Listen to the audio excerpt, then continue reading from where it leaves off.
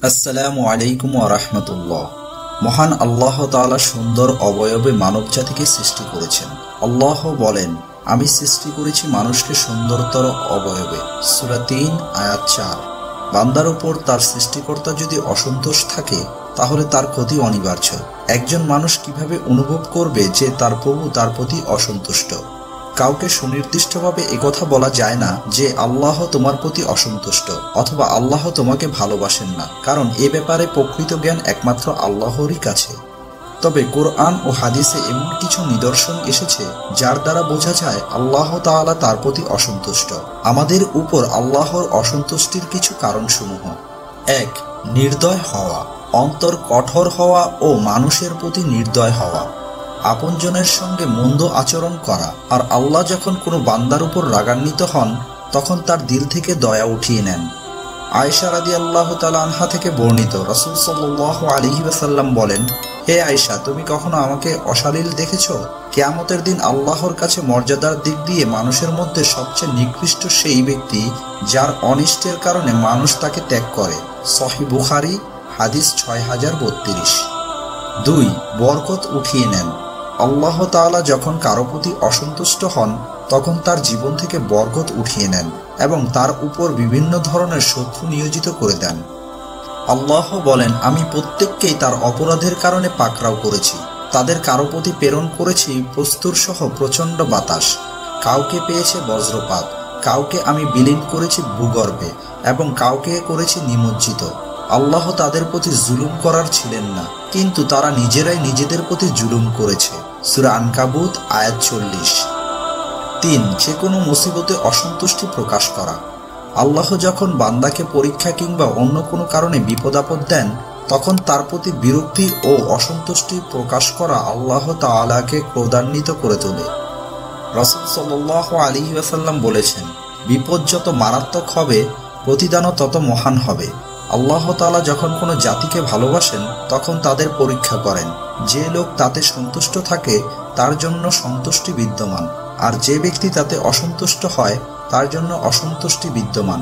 সুনানে তিরমিজি, হাদিস 2396। ৪.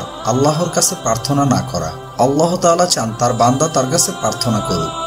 আল্লাহ বলেন, আর তোমাদের রব বলেছেন, তোমরা আমাকে ডাকো, আমি তোমাদের ডাকে সাড়া দেব। নিশ্চয়ই যারা অহংকার বশে আমার ইবাদত থেকে বিমুখ থাকে তারা অচিরেই জাহান্নামে প্রবেশ করবে লাঞ্ছিত হয়ে। সূরা গাফির আয়াত ৬০।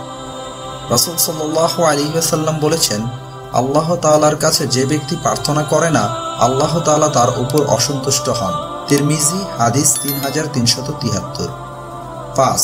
অহংকারী হওয়া, সত্যকে গোপন করা, অন্যকে ছোট করার মানসিকতা থাকা, মানুষের মধ্যে প্রসিদ্ধি লাভ করার প্রচণ্ড আকাঙ্ক্ষা থাকা, যার ফলে সে ভালো কাজ করে লোক দেখানো ও খ্যাতি লাভের জন্য। তার চাওয়া পাওয়া একমাত্র তার প্রবৃত্তিকে পূরণ করা। তার প্রবৃত্তি তার প্রভু হয়ে যায়। পরকাল থেকে সম্পূর্ণ সে উদাসীন থাকে। আল্লাহ তাআলা বলেন, নিঃসন্দেহে আল্লাহ তাদের গোপন ও প্রকাশ্য যাবতীয় বিষয় অবগত। নিশ্চয়ই তিনি অহংকারীদের পছন্দ করেন না। সূরা নাহল আয়াত ২৩। ৬. নিয়ামত অস্বীকার করা।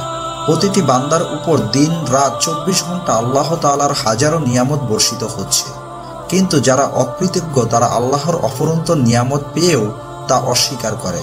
আল্লাহ তাদের প্রতি অসন্তুষ্ট হন। আল্লাহ বলেন, যদি তোমরা স্বীকার করো তাহলে আল্লাহ তোমাদের থেকে বেপরোয়া, তিনি তার বান্দাদের হয়ে পড়া পছন্দ করেন না। পক্ষান্তরে যদি তোমরা অকৃতজ্ঞ হও তবে তিনি তোমাদের জন্য তা পছন্দ করেন। সূরা জুমার আয়াত ৭। ৭. খিয়ানত করা। কথা ও কাজের যখন আপনি খিয়ানত করবেন তখন বুঝবেন যে আল্লাহ তাআলা আপনার উপর অসন্তুষ্ট, তাই আপনি আপনার জীবনে খেয়ানত করেই চলেছেন।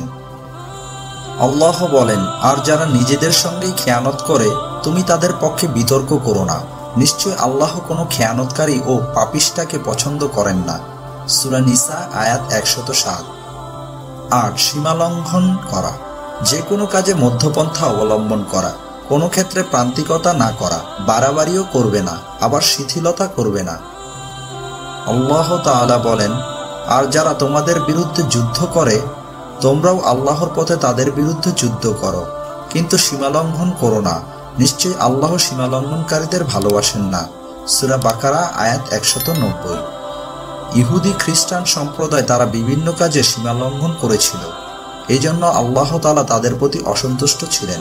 মহানবী সাল্লাল্লাহু আলাইহি ওয়াসাল্লাম বলেছেন, তোমরা আমলে মধ্যপন্থা অবলম্বন করো, বাড়াবাড়ি করো না, সকাল সন্ধ্যা ইবাদতের জন্য বের হয়ে পড়ো এবং রাতে কিছু অংশেও তোমরা অবশ্যই পরিমিতি রক্ষা করো, তাহলে গন্তব্যে পৌঁছতে পারবে। সহিহ বুখারী হাদিস 6463। আল্লাহ তাআলা আমাদের উপরোক্ত বিষয়গুলো থেকে রক্ষা করে সঠিক বিষয় পালন করার তৌফিক দান করুন, আমিন। ভিডিওটি প্রচারের স্বার্থে লাইক কমেন্ট করতে পারেন। আর এমনই ইসলামিক ভিডিও পেতে সত্যের সন্ধান চ্যানেলটি সাবস্ক্রাইব করে বেল আইকনে গিয়ে অল অপশনটি অন করে রাখুন। ভিডিওটি শেয়ার করার মাধ্যমে মুসলিম ভাই বোনদের মধ্যে ইসলামিক জ্ঞান ছড়িয়ে দেওয়ার জন্য অনুরোধ রইল। দেখা হচ্ছে পরবর্তী ভিডিওতে, সেই পর্যন্ত ভালো থাকবেন, সুস্থ থাকবেন। আল্লাহ হাফেজ।